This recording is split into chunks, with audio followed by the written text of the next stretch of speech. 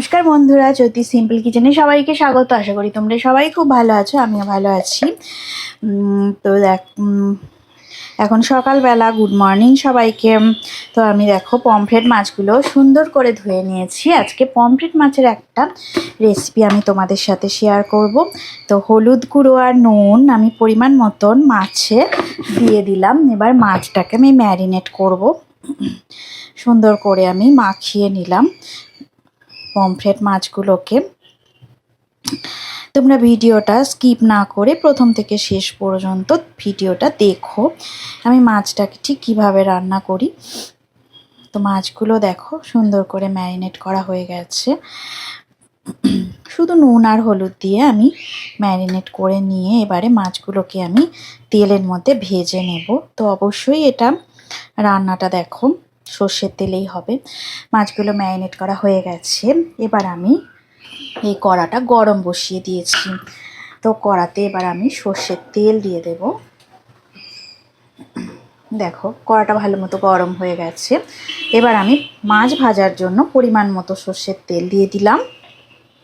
তেলটা একটু গরম হয়ে গেছে, তেল থেকে ধোঁয়া উঠছে। এবার আমি পমফ্রেট মাছগুলোকে একটা একটা করে দিয়ে দেব কড়ার মধ্যে। গরম তেলের মধ্যে দিয়ে দিলাম পমফ্রেট মাছগুলো। এবার ভাজা হবে, তো মিডিয়াম ফ্লেমে আমি রেখে দিলাম। গ্যাসের ফ্লেমটা মিডিয়ামে করে রাখলাম। মাছের এক পাশটা ভালো করে দেখো ভাজা ভাজা হয়ে গেছে। মাছটা এবার আমি উল্টে দেব। সব মাছগুলো এইভাবে আমি উল্টে পাল্টে দেব। মাছের এই সাইডটাও ভাজা হয়ে যাবে। মিডিয়াম ফ্লেমে রেখেই মাছ ভাজাটা আমি করছি। মাছটা ভাজা হোক ততক্ষণ আমি মশলাটা বানিয়ে নিই, যেটা আমি মাছের রেসিপিতে দেব। তো দেখো সামান্য পরিমাণে আমি লঙ্কার গুঁড়ো নিয়ে নিলাম। এই যে দেখো হাফ চামচ লঙ্কার গুঁড়ো নিয়ে নিলাম। হাফ চামচ জিরে বাটা নিয়ে নেব। আর আমি টক দই নিয়ে নেব 1 চামচ। এবার কালো সর্ষে বাটা আমি দিয়ে দেবো এর মধ্যে। 3 চামচ কালো সর্ষে বাটা আমি দিয়ে দিলাম।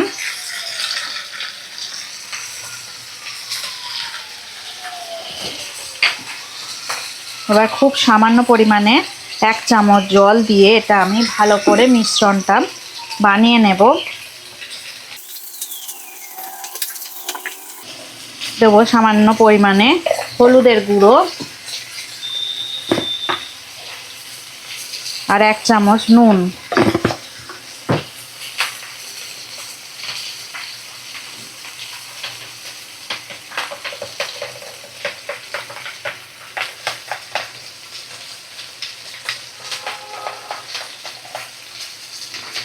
টক দইয়ের সাথে সমস্ত মশলা ভালো করে আমি ফেটিয়ে নিলাম।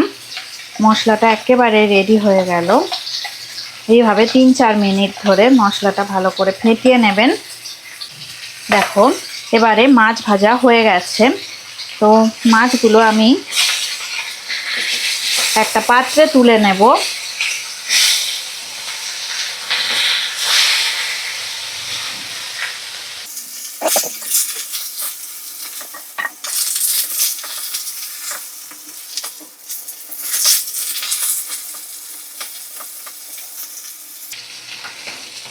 এই মাছটা একটু ভাজা করে নেব, এর মাথার কাজটা একটু বাকি আছে।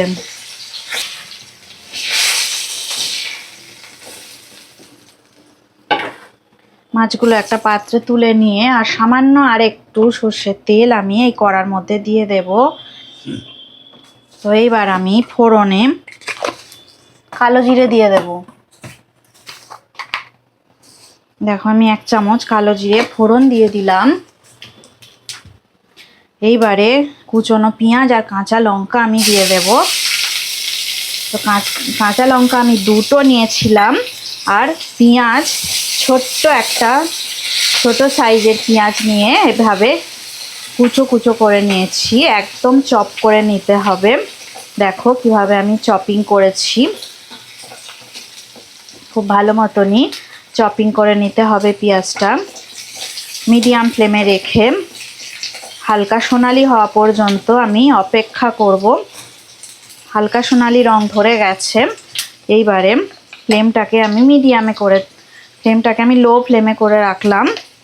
আর এই যে মশলাটা আমি বানিয়েছিলাম সেই মশলাটা পুরোটাই আমি দিয়ে দেব।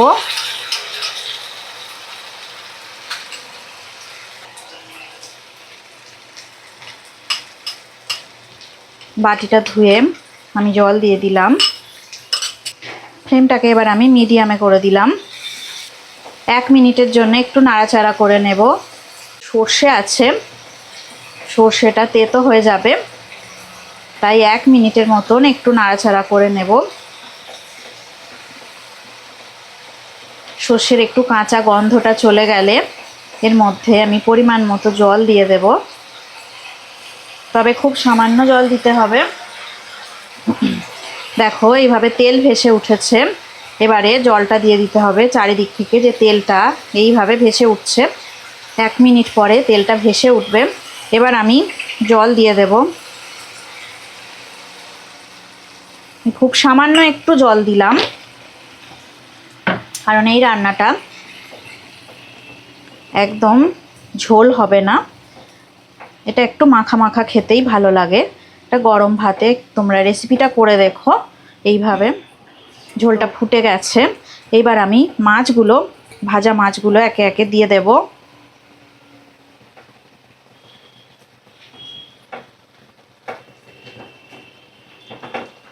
সব পমফ্রেট মাছগুলো আমি দিয়ে দিলাম।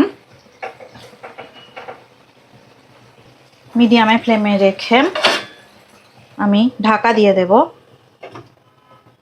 5 মিনিটের জন্য। ফিরে আসছি 5 মিনিট পর। এবার আমি ঢাকাটা তুলে নিলাম, 5 মিনিট হয়ে গেছে। দেখো রান্নাটা একদম রেডি হয়ে গেছে। আমি উপর থেকে কিছু টমেটো দিয়ে দিলাম।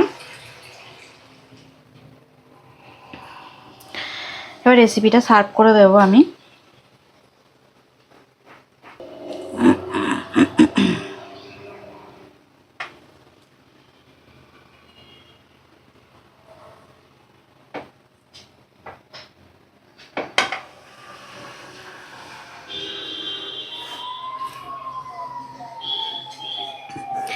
মাছের রেসিপিটা, পমফ্রেট মাছের এই রেসিপিটা আমার রেডি হয়ে গেল। এই রেসিপিটা যদি ভালো লেগে থাকে অবশ্যই লাইক দেবে, শেয়ার করবে আর কমেন্ট করে আমাকে জানাবে তোমাদের কেমন লাগলো।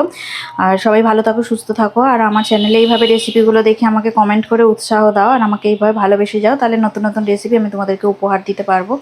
আজকের মতো টাটা, নেক্সট ভিডিওতে আবার অন্য কোনো নতুন রেসিপি নিয়ে তোমাদের সঙ্গে দেখা হবে।